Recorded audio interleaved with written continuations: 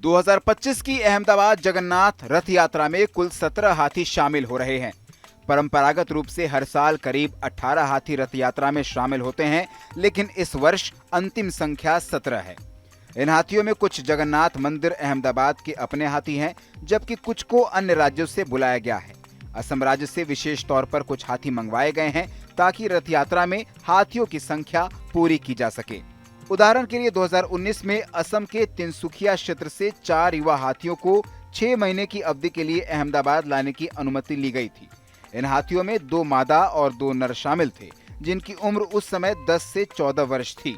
इससे संकेत मिलता है कि वर्तमान 17 हाथियों में असम से लाए गए हाथी भी शामिल हैं। इसके अलावा कुछ हाथी गुजरात या आसपास के क्षेत्रों के अखाड़ों द्वारा लिए गए हैं, यानी सभी हाथी मंदिर के अस्थायी स्वामित्व में नहीं आते हैं, बल्कि रथ यात्रा में भाग लेने के लिए विभिन्न स्थानों से आए हैं। जगन्नाथ रथ यात्रा में हाथियों की भूमिका सबसे अग्रिम और महत्वपूर्ण होती है। रथ यात्रा की शुरुआत में सजाए गए हाथी सबसे आगे चलते हैं और पूरे जुलूस का नेतृत्व करते हैं। परंपरा के अनुसार भगवान जगन्नाथ, बलभद्र और सुभद्रा को मंदिर से निकालते समय सबसे पहले हाथी ही दर्शन करते हैं और उनका अभिवादन करते हैं।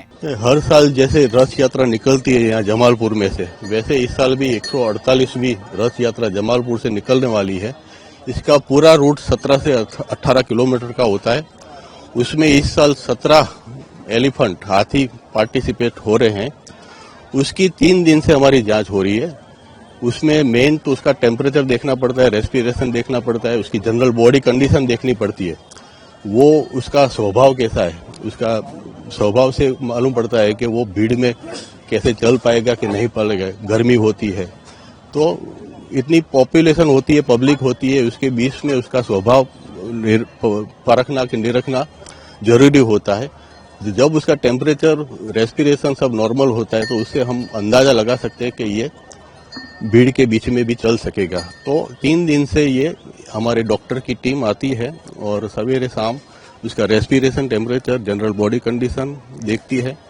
और हम जो उसका जो व्यवस्थापक कमेटी होती है उसको भी सूचन करते हैं कि अगले दिन पूरे 24 घंटे उसको आराम मिले, उसका पूरा खुराक मिले, पानी मिले, और जहाँ भी उसका रेस्टिंग पॉइंट होगा उस दिन वहाँ पे भी इसकी इंतजाम किया जाए, खुराक का और पानी का, उसका भी हम सूचन करते हैं। इस वीडियो में दी गई जानकारी केवल पौराणिक मान्यताओं, धार्मिक विश्वासों और ज्योतिषीय तथ्यों पर आधारित है। स्तुति इनकी पुष्टि नहीं करता। किसी भी उपाय को अपनाने से पहले संबंधित विशेषज्ञ से सलाह जरूर लें।